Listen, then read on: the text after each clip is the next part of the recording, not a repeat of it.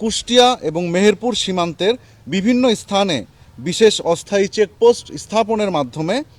তল্লাশি কার্যক্রম পরিচালনার সময় গোয়েন্দা সূত্রের মাধ্যমে জানা যায় সীমান্ত হতে বাংলাদেশের অভ্যন্তরে কুষ্টিয়া জেলার দৌলতপুর থানাধীন চর চিলমারি এলাকার আতারপাড়া নামক স্থানে অবৈধ ও চোরাচালানকৃত কিছু বিদেশি অস্ত্র সীমান্ত অতিক্রম করে দেশে প্রবেশ করার সম্ভাবনা রয়েছে। পরবর্তীতে কৌশলগত পরিকল্পনা অবলম্বন করে আতারপাড়া মাঠ নামক স্থানে অভিযান পরিচালনা করে মাটির নিচে পুঁতে থাকা অবস্থায় 2টি বিদেশি পিস্তল, 4টি ম্যাগাজিন এবং 8 রাউন্ড গুলি জব্দ করা হয়।